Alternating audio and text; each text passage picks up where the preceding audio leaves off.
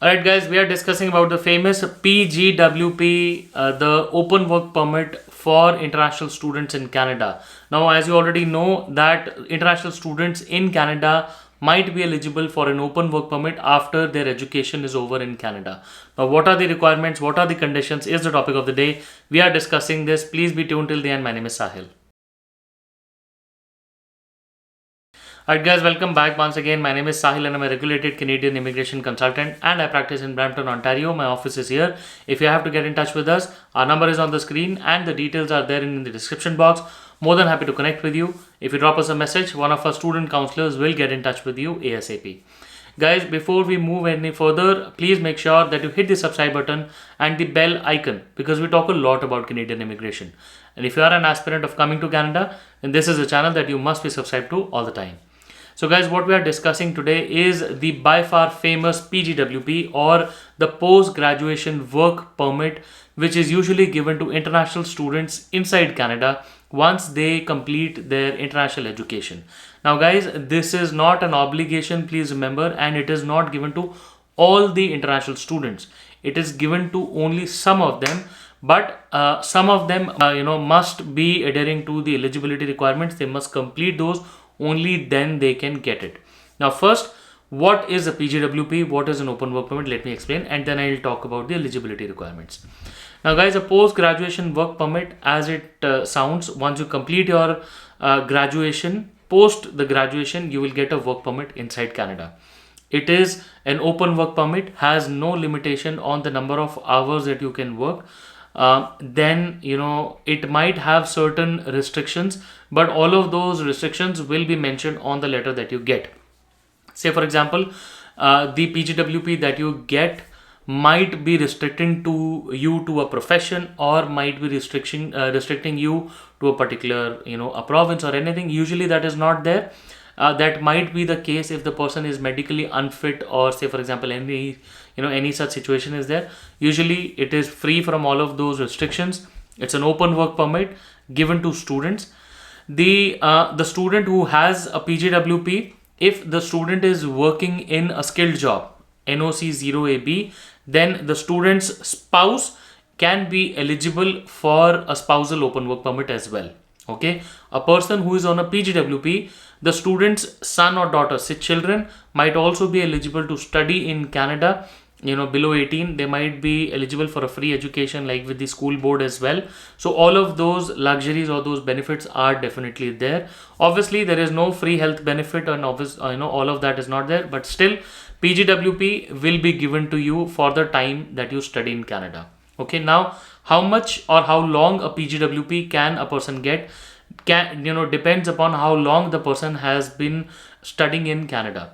Now usually if you study for 1 year, you will get a work permit for 1 year, or it is basically equal to the length of your studies in Canada. Okay, if you study for 2 or more, then you might get 2 or more years, then you might get a PGWP up to 3 years. Okay, now 3 years is the maximum limit that you can hit.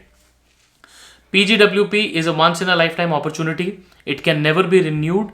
It can never be extended. Okay, so make sure that you apply for a PGWP once you are ready to start working. Say you study for Canada for 1 year, and you are obviously eligible for a 1 year work permit, but you want a 3 year work permit, right? So if you want a 3 year work permit, you should study for 1 more year. So 1 plus 1 together, there should not be any break in between. Okay, so together 1 plus 1 might fetch you a PGWP up to 3 years. Okay, please remember that, and there should be no mistake in calculating the timeline. Now apart from that, let's just talk about what are the eligibility requirements of a PGWP. Now first, you should have studied at a designated learning institution, which is essentially a college, university, or a school. Now the designated learning institution should be mentioned in the DLI list, and it should have a valid PGWP status. Okay, now if you go to the DLI list on the IRCC website, just next to the DLI, the name, it is mentioned in the table again, PGWP yes or no, or the PGWP might be mentioned as yes but with some conditions. Say for example, in some colleges there might be only a few programs that can allow you to get a PGWP. Okay, usually university, these university programs, the certificate programs, the diploma programs and degrees are, in these public colleges or universities are good enough to get a PGWP. Private colleges outside Quebec are not eligible for PGWPs. Okay, now please make sure whatever college that you are going to, you are doing good research, including the research on the DLI page of IRCC. It is very important, because if you come to Canada, spend 1 year and spend that heavy money, and later you realize that the college or the program is not PGWP eligible, then you will realize that you've lost all the money and you've lost all the time. Okay, now the second requirement is that the program must be minimum 8 months long, which is 2 semesters, and 8 months is usually 1 year as well. Okay, so say a program less than 6 months or 6 months is usually not eligible for a DLI. It should be minimum 8 months. Okay, and the program that you completed must lead to either a degree, diploma, or a certificate. Okay, apart from this, the other requirements are that you should have maintained a full-time status as a student in Canada during each semester of the study program. Okay, and you can only go part-time in the final semester. Apart from that, if you go part-time anywhere in the in the entirety of the program, then you will face trouble in getting a PGWP. Apart from that, you should have graduated from one of the programs, like a public university, say a university, a public college, all of those programs, or maybe a private college in Quebec. These are the CEGB, in Quebec, like they say. All of these programs. So the best solution to these colleges, or what colleges or programs are eligible, solution is go to the IRCC website and go to the DLI list and search for your college name. That's the best solution to the situation, and you will get to know that whether after completing this course at this college or university will you get a PGWP or not.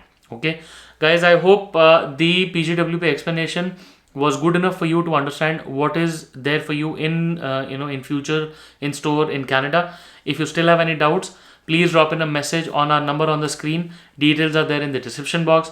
One of our counselors will be more than happy to speak to you if you drop in your details. Once again, lovely chatting with you, and I really hope to see you soon in Canada. All the best.